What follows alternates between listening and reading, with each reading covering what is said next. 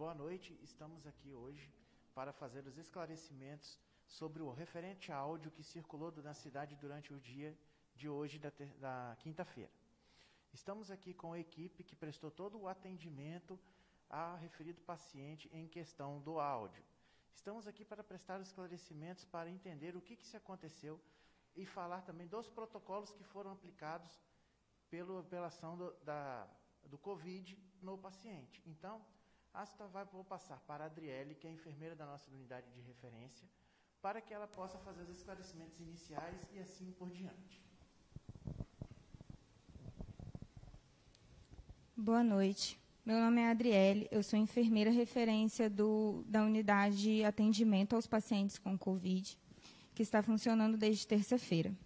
Na segunda-feira, a gente prestou alguns atendimentos na unidade do Bambé para os pacientes que eram sintomáticos.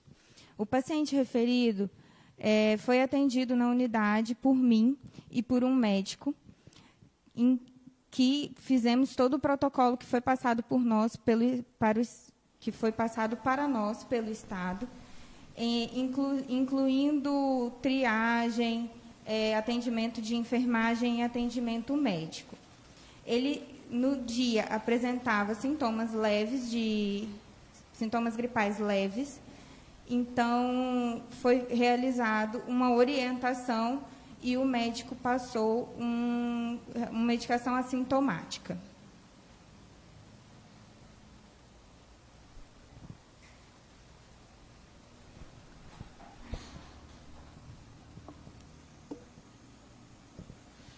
Boa noite, população de Barra de São Francisco. São exatamente agora 17h34 do dia 7 de maio. Meu nome é Luiz Fernando, eu sou médico, resido aqui ao lado, no município de Mantena. Sou filho da nossa região. Estou atuando no município já há 2 anos, na atenção básica, no distrito de Cachoeirinha. Quem tem proximidade a mim me conhece muito bem, sabe das minhas condutas como médico, como pessoa também. Bom, enfim, eu quero aqui dar alguns esclarecimentos sobre um caso envolvendo um dos pacientes que eu atendi na segunda-feira e atendi ontem também. Ele tem 47 anos, não tem comorbidades nenhuma, ou seja, ele não tem nenhuma doença de base. Bom, assim por ele relatado para mim e fixado no seu prontuário médico, no momento ele queixava para mim, no dia 4/5, ele queixou para mim que tinha febre, porém não foi quantificado em casa a temperatura, tinha tosse seca, tinha falta de ar e tinha falta de apetite. Mais ou menos uns 5 a 6 dias de evolução ele relatou que estava com esse quadro. No momento da consulta, nesse mesmo dia, ou seja, na segunda-feira, eu realizei a ausculta pulmonar dele, não tinha nenhuma alteração. Em outras palavras, eu examinei o pulmão dele através de um estetoscópio para identificar clinicamente se havia alguma alteração pulmonar. Em casos de suspeita de Covid, uma das primeiras coisas que a gente faz, além de medir a temperatura, ver a saturação de oxigênio, seria a avaliação clínica pulmonar, que é para a gente ver como que está a ausculta pulmonar. E na ocasião do dia 4/5, eu não identifiquei nenhuma alteração, ou seja, nenhum sibilos, nenhum estertor, nenhum crépito, entendeu? Isso significa que para mim ele estava bem, se tratando do aparelho pulmonar. Os sinais vitais dele, que também são parâmetros para a gente definir quadro gripal, que é o protocolo do Covid, a saturação de oxigênio dele, que é um aparelho que a gente coloca no dedo para poder identificar se o paciente está fazendo a troca gasosa de oxigênio boa ou mal. Em outras palavras, eu estou querendo saber se ele está conseguindo respirar ou se ele está com dificuldade respiratória. Por que eu fiz esse teste? Porque ele me disse que estava com falta de ar. E a saturação de oxigênio dele foi 95%. É importante frisar aqui, nesse exato momento, que um dos critérios que a China usou, que a Itália usou, que o próprio Brasil está usando, é o monitoramento de saturação de oxigênio e de temperatura. Por isso que quando vocês veem na televisão várias pessoas com um aparelho na mão, na região frontal da pessoa, colocando um aparelho na frente, é para identificar se tem febre. E quando você vê uma pessoa com um aparelhinho no dedo, é para poder identificar se ele tem dificuldade respiratória.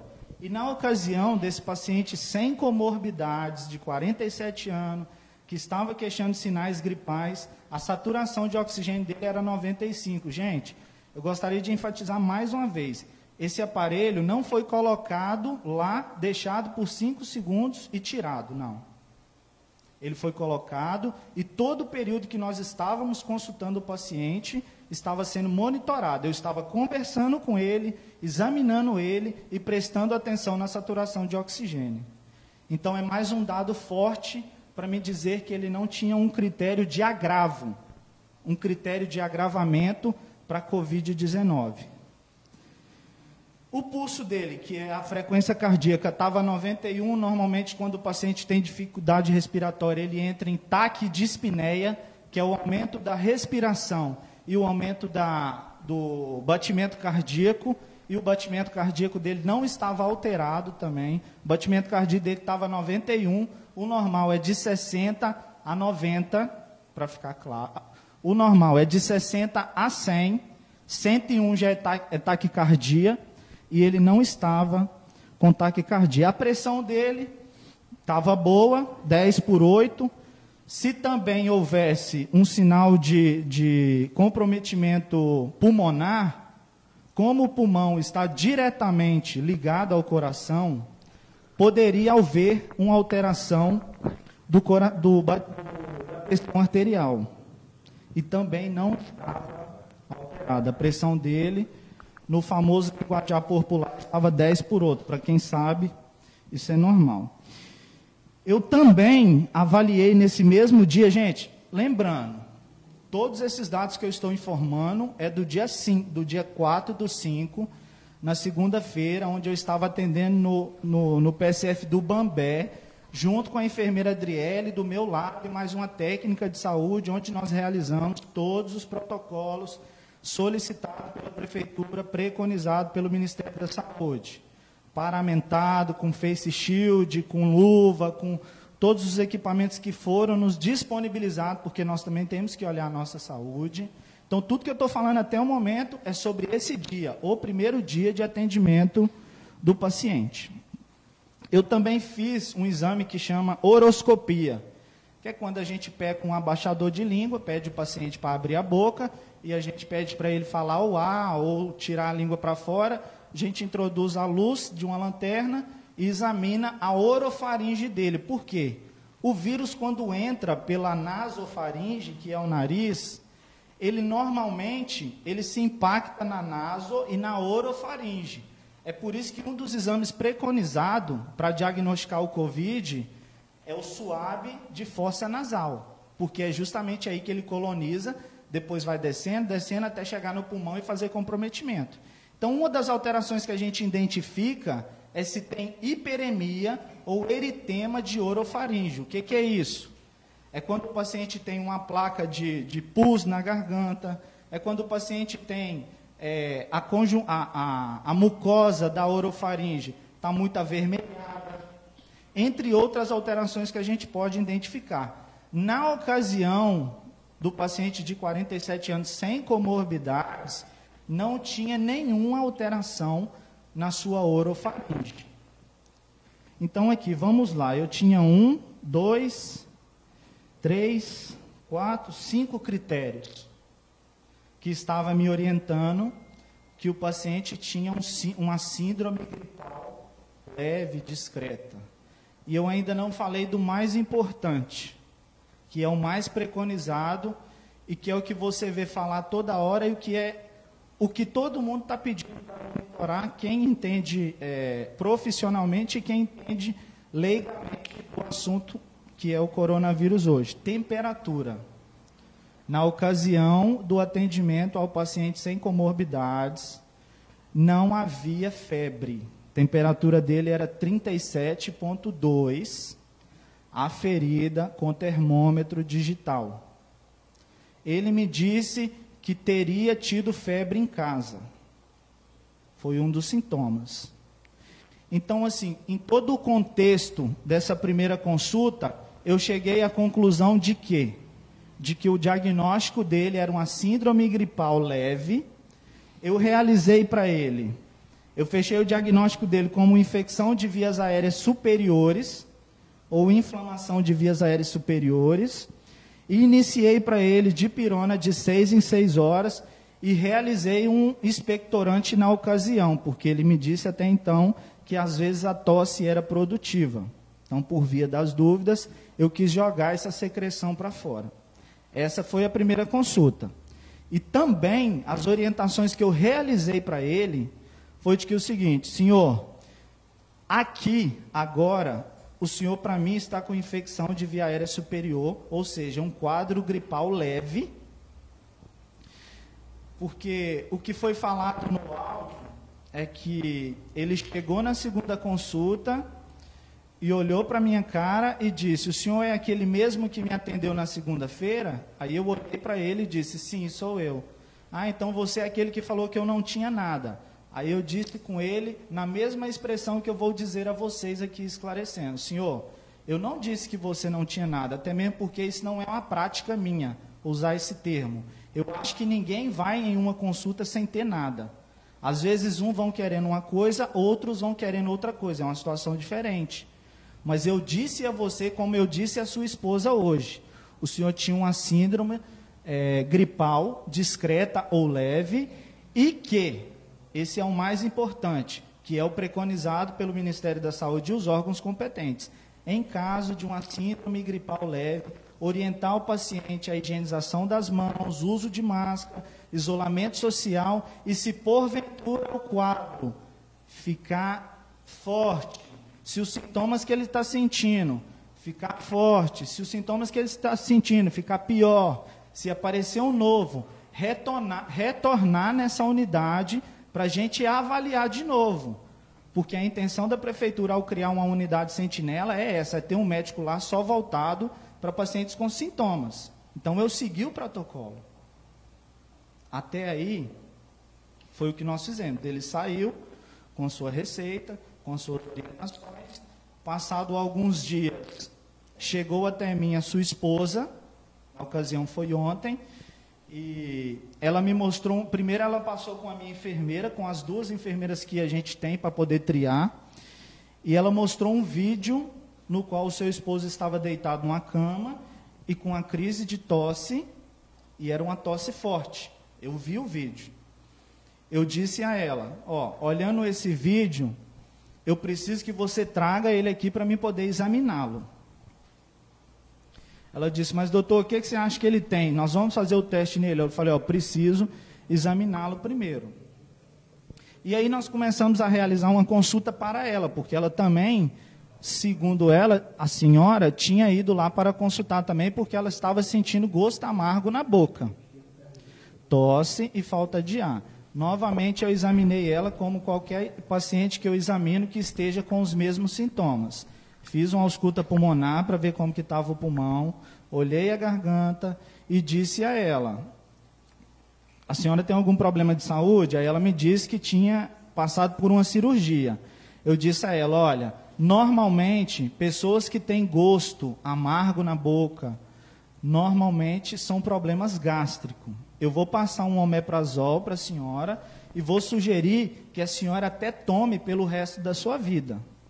Aí ela me indagou dizendo: mas ninguém nunca me disse. Aí eu disse a ela: senhora, eu sou médico e eu também sei o que estou dizendo, assim como estou dizendo para vocês.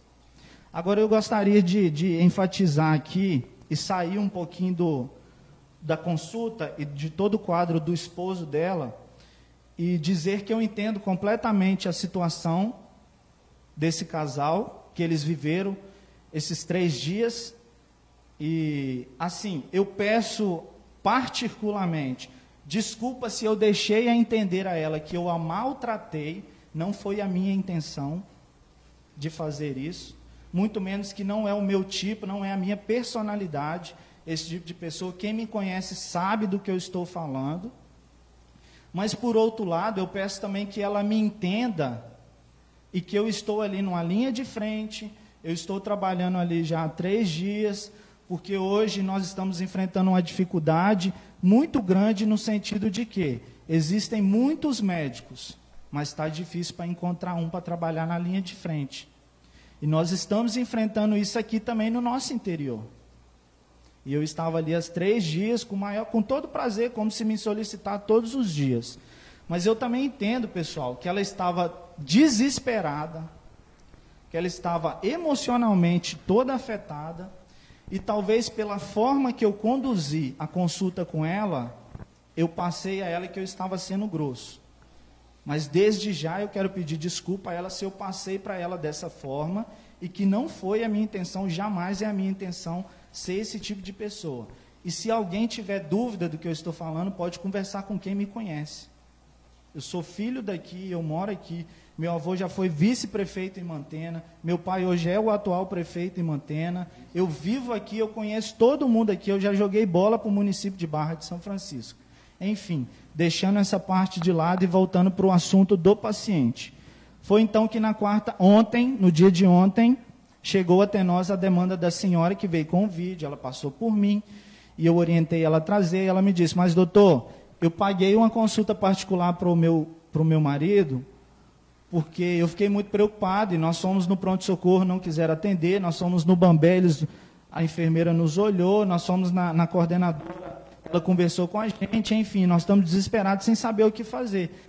Tudo bem, senhora, a senhora está no seu direito, tem que ser assim mesmo, tem que pedir a opinião de um profissional, de outro, por mais que nós todos somos médicos, mas cada um vai ver uma coisa, cada um vai pensar num tipo de raciocínio para conduzir a situação. Tudo bem, pode ir lá, pegar os resultados com ele, fazer a consulta com ele se for viável, uma segunda opinião é completamente boa nesse momento, e o doutor, se tratando de um profissional muito bom, que eu sei quem é o profissional que atendeu ele, se ele vê alguma gravidade, ele já vai encaminhar ele direto para o hospital.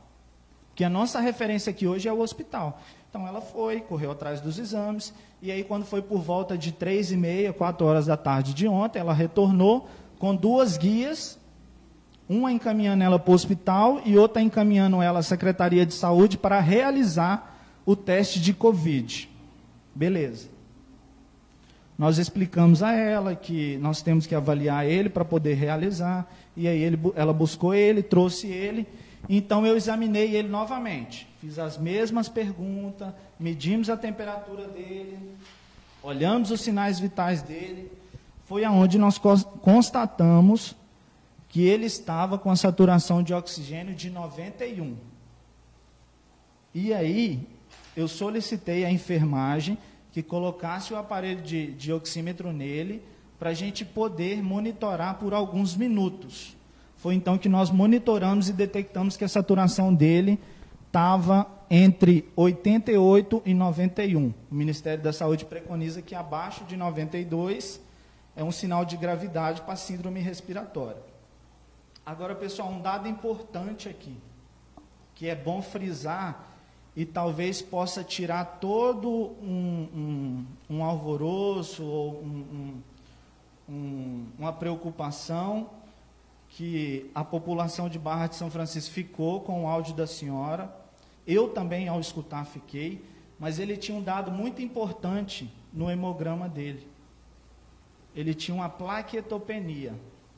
É quando as plaquetas do paciente abaixa por debaixo de 140 mil, alguns falam 150, outros 140. O que importa é que ela estava na casa dos 120 a 130. Aí eu deduzi o seguinte, foi onde eu quero explicar a fala dela no áudio, que ela disse que eu disse que o marido dela podia ter um problema gástrico ou um problema hepático. Eu deduzi o seguinte com esse exame de hemograma dela. Plaquetopenia, mais um quadro de evolução de falta de apetite, dores, fraqueza, subfebril, que foi o que ele me disse, mais essa plaquetopenia, é quase que 100% para me fechar o diagnóstico de dengue. Então foi onde eu expliquei ela, e quero deixar explicado a fala da senhora no áudio relacionado, onde eu disse que o diagnóstico do marido dela podia ser fígado ou gástrico. Eu fechei o diagnóstico e orientei que das prováveis causas do problema do esposo dela podia ser hepático ou gástrico, porque ele tinha todo esse quadro clínico, mais uma plaquetopenia. Você está me entendendo, pessoal? Então, assim, eu relatei para eles na sala, nós estamos falando de duas situações clínicas. Nós estamos falando, isso tudo ontem, nós estamos falando de Covid-19, uma suspeita, que para mim, sem teste e com raio-x e a saturação dele, clinicamente, eu já fechava o diagnóstico de Covid. E aí eu expliquei para ela também que, em relação à plaquetopenia, era outro problema à parte do coronavírus. Que juntando as duas coisas, Covid, com comprometimento pulmonar, que é a falta de ar, saturação de oxigênio baixo, mais fraqueza, falta de apetite, desânimo que ele tinha, não estava conseguindo parar em pé, que foi o que ela disse no áudio, disse para a gente também. Você imagina só como que esse paciente estava.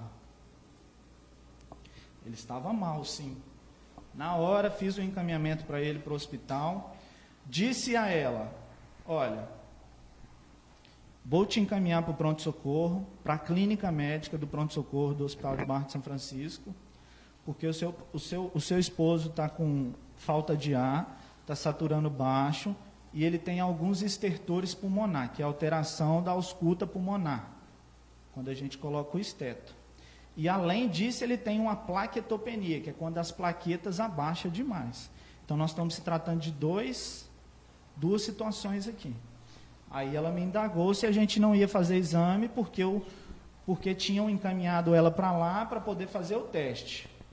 Pessoal, eu gostaria de salientar aqui o seguinte, a questão não foi fazer o teste, a questão é que o síndrome gripal dele de segunda-feira evoluiu em 2 dias para síndrome gripal agudo respiratório. Doutor Luiz, falando exatamente disso aí, é uma das perguntas que a gente mais está tendo aqui na rede social, do motivo que esse paciente não foi encaminhado imediatamente para o teste. Existe um protocolo que vocês têm que seguir de quando esse paciente tem que ser feito o teste nele e quando ainda não é momento para fazer o teste, apenas uma avaliação clínica, não é isso? Corretamente. O paciente não foi realizado o teste na segunda-feira. E nem na verdade, não foi solicitado por mim o teste na segunda-feira, por quê? Saturação de 95%, temperatura de 37,2, pulso, que é o batimento cardíaco 91, pressão boa. Ele não me relatou que tinha doença de base, que é o que a gente chama de comorbidades. Eu examinei o pulmão, eu examinei a orofaringe, que é a garganta dele, eu identifiquei que ele tinha uma síndrome gripal leve. E o Ministério da Saúde, quando se trata de síndrome gripal leve, ele orienta a gente encaminhar o paciente para casa com sintomáticos, fazer isolamento social, higienização das mãos, máscara e evitar contato com qualquer tipo de pessoas, que foi o que eu orientei ele. A enfermeira Adriele também disse, e uma coisa que eu sou bem enfático nas minhas consultas, é de no final perguntar ao paciente se ele tem alguma dúvida. Isso não é 100%, porque às vezes no calor de 30, 40 consultas que você realiza num dia, chega no final do dia, você não está no mesmo pique do início das consultas. Mas a maioria dos pacientes que eu consulto, sempre no final eu pergunto, existe alguma dúvida?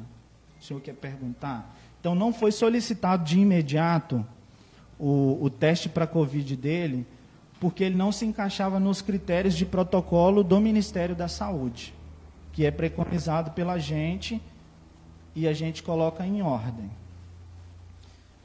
Beleza? Foi? Isso aí. Então, vamos voltar agora para o secretário de Saúde, o Rafael, para a gente não perder a linha de raciocínio. Esse paciente foi encaminhado pelo Hospital Dr. Alceu Melgaço Filho para o Hospital Roberto Silvares, em São Mateus, e de lá, ela também diz no áudio que ele seria transferido para Colatina. Existe um motivo do porquê que ele seria transferido para Colatina, né, Rafael? Boa noite. O motivo do qual houve essa confusão aí é que todos os processos de portarias que fazem nossa normativa para encaminhamentos rede hospitalar do SUS, que é Hospital de Barra de São Francisco, para referência de tratamento de Covid, era São Mateus até aquele dia. Houve uma reunião na Secretaria de Estado da Saúde que foi publicada uma nova normativa no final da tarde, que talvez não deu tempo de ser publicada em tempo, que mudou para Colatina. Por isso que houve esse problema de localização do paciente, que foi para São Mateus. Quando ele chegou lá, não foi atendido. Quer dizer, não queria ser atendido por causa da força de um ofício que foi expedido no finalzinho da tarde, que talvez não, com a publicação do Estado, é sempre à 00:01, houve esse delay na informação, que é esse atraso para poder fazer essa informação por parte da Secretaria de Estado, que mudou o fluxo. Tendo em vista que, como a unidade hospitalar é definida pelo Estado como a parte de segunda complexidade, que é a parte especializada, então foi essa situação que aconteceu, por isso que houve essa situação por parte do Estado aí, na questão da transferência, confusão de São Mateus para Colatina. E aí ele segue, então, em São Mateus, porque nós tivemos um dos leitos desocupados, é isso? Isso, houve uma situação que ele estava com os leitos na UTI de referência, que até então, aí ele conseguiu ser atendido em São Mateus. Ok, vamos então passar agora para a enfermeira Aline, que vai fazer umas considerações para as pessoas que tiverem esse sintoma gripal, está procurando então a unidade de referência.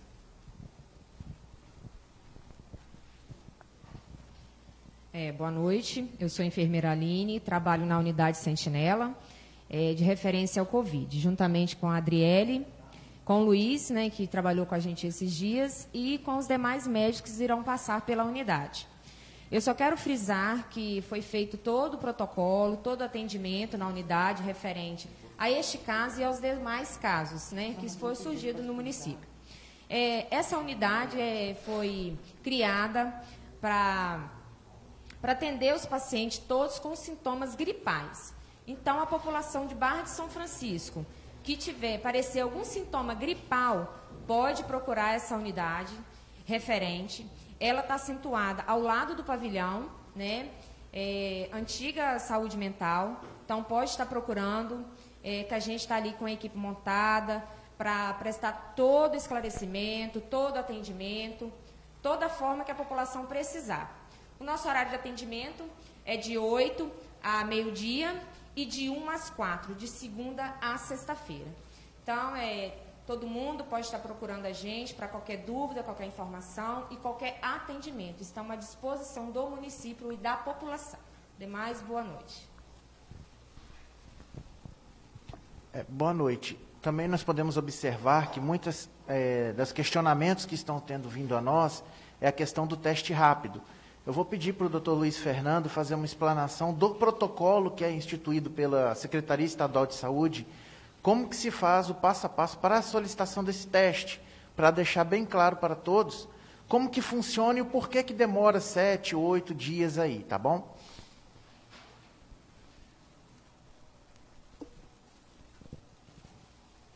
Foi? Boa noite novamente. Primeiro eu quero dar uma explanadazinha só nas definições de caso, pela nota técnica da CESA do Espírito Santo. Então, é considerado caso suspeito a síndrome gripal, indivíduo com quadro respiratório agudo, caracterizado, ele pode ter ou febre, e aqui eu coloco uma vírgula. Pessoal, febre tem que ser acima de 37,8. Ou seja, 37,8 é febre, para cima, febre, para baixo não é febre. Que isso fique bem claro. Por quê? Porque é a partir daí que vai entrar você, que vai entrar os seus olhos aí na sua casa para nos procurar. Então, o síndrome gripal é caracterizado por sensação febril ou febre, mesmo que seja só relatada.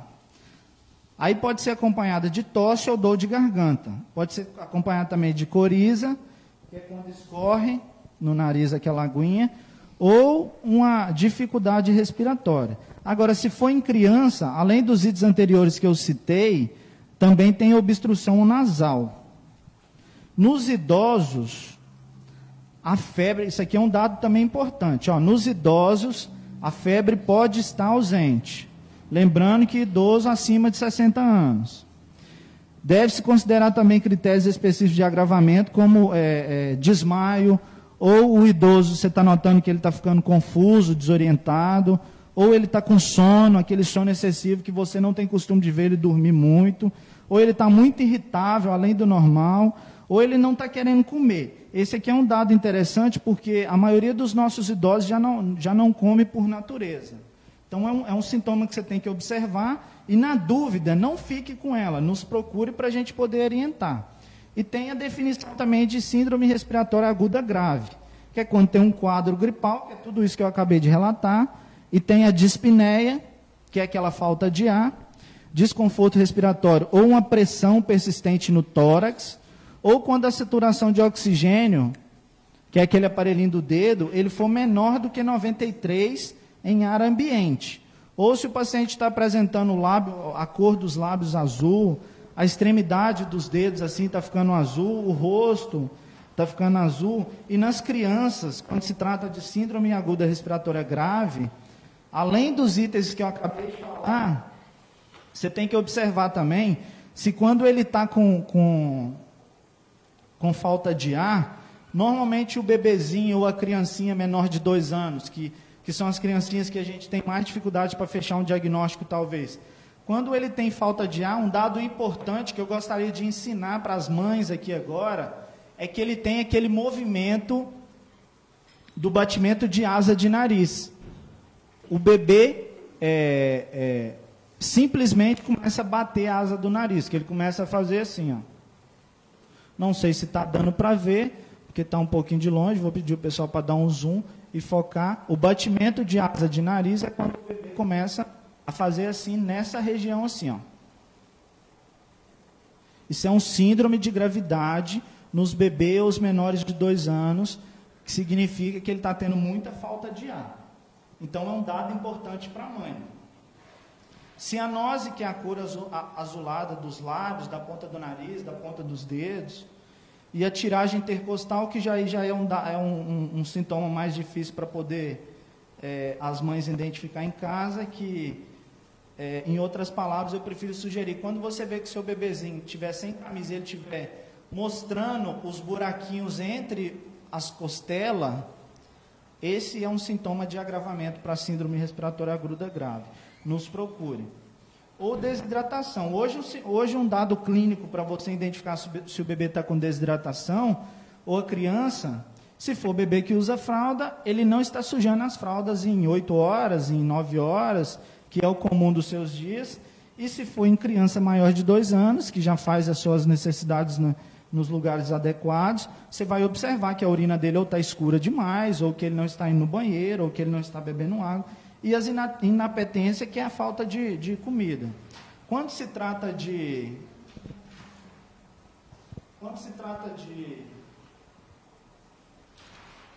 exame, a nota técnica ela sugere o seguinte. Deixa eu só achar. Escolha de teste diagnóstico. No caso de RT-PCR, que é o exame que é coletado aqui e enviado para Vitória, que hoje eu acho que é o único, Rafael, o único lugar de Sol, Lacem e Vitória que está realizando no estado do Espírito Santo, né? Então, o RT-PCR só lá. A gente só coleta se for em casos suspeitos atendidos nas unidades básicas de saúde ou em pronto-socorro, ou seja, hospitais, sem indicação de hospitalização, devem ser realizadas entre o 4º e o 7º dia, a partir do 1º dia dos sintomas. Lembrando que isso aqui é para quem tem sintomas de agravamento para poder fazer o RT-PCR, que é o exame que a gente coleta e demora aí não sei quantos dias para poder ser dado o seu diagnóstico. A sorologia, que é o famoso teste rápido que está sendo como o ouro, a gente realiza ele em casos suspeitos podem realizar do 8º dia em diante, a partir do 1º dia de sintomas, considerando que no mínimo 72 horas após o desaparecimento dos sintomas. Então, essas são as duas situações que nós temos. O que está acontecendo aqui com a situação do teste rápido? As pessoas estão nos procurando, o atendimento médico está sendo feito, e assim, eu até me sensibilizei muito com uma paciente, porque ela chorou, porque ela falou que tem filho, tem pai em casa, mas eu não posso pular um protocolo se eu não tiver, pelo menos, os sintomas para a gente poder solicitar esse teste. Então, o que está acontecendo? Às vezes as pessoas estão vindo e estão mascarando o sintoma. Estão dizendo que está com tosse, com febre, com isso ou com aquilo. Só que quando a gente vai examinar, fazer o exame clínico no paciente, a gente tem alguns exames que a gente realiza, que a maioria deles, a gente responde algumas perguntas dos pacientes que estão nos dando os dados na consulta. Então, baseado nesses parâmetros que a gente tem, a gente considera que a pessoa tem alguns sinais leves, e aí a orientação é notificar. Só que o que acontece? A maioria das vezes a pessoa vem, e aí mascara, a gente identifica que está mascarado esses sintomas, e aí orienta para a pessoa ir para casa, e se porventura agravar o quadro, ou o sintoma, ou a temperatura, ou ela observar que apareceu um dado a mais, um sintoma a mais, ela voltar. Só que aí, às vezes, quando ela volta com os mesmos sintomas. Aí isso está dando duplicidade no diagnóstico da gente, e a gente não está sabendo, às vezes, ou a gente não consegue colocar, às vezes, quantos dias de quadro clínico ela está tendo, para a gente poder encaixar nos testes, nos critérios de teste. Então, o que eu peço carinhosamente à população? Venha nas consultas se você tiver dúvida, converse com os médicos que ali estarão, mas, por favor, não mascarem os seus sintomas. Porque isso, além de prejudicar você, prejudica também a conduta médica, do médico que está ali se dispondo para poder atender a população.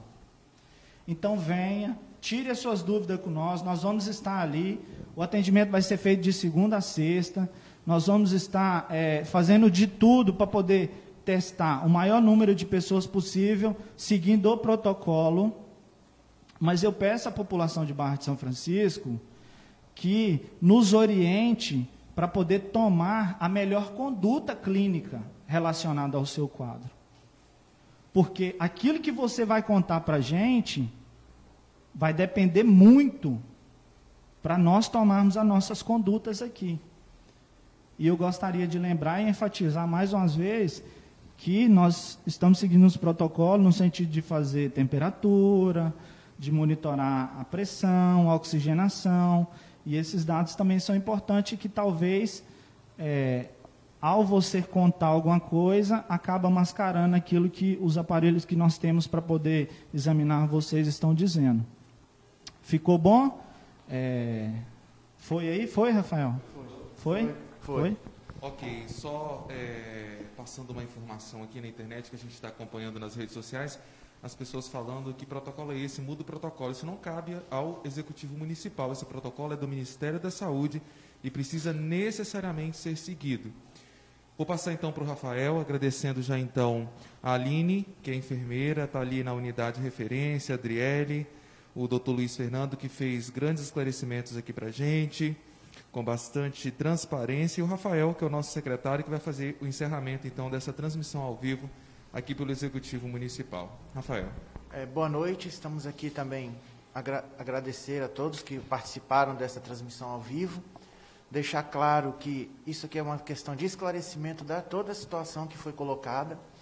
A paciente em questão vai ter o apoio da Secretaria, não estamos impedindo nada, ela vai ter todo o apoio, total prestação de serviço que ela merece. Também deixar aqui bem claro que a nossa equipe está à disposição para atender todos pacientes que vierem. Então, e o protocolo, ele é feito pelo Ministério da Saúde juntamente com a Secretaria de Estado. E a gente tem que seguir ele como ato normativo publicado em ato oficial. Então, cabe ao Ministério fazer as alterações que vêm para o sistema de saúde para a gente poder estar fazendo as novas correções, de acordo com o que precisa. Então, toda essa lógica, devido à normatização do Sistema Único de Saúde, é feita pelo Ministério e Secretaria de Estado. Deixar aqui o nosso boa noite. Mais uma vez agradecendo então a equipe que está aqui presente para fazer esses esclarecimentos. Agora 18 horas, 12 minutos. Às 19 horas nós temos o boletim atualizado da Covid-19 aqui no município de Barra de São Francisco. Até mais.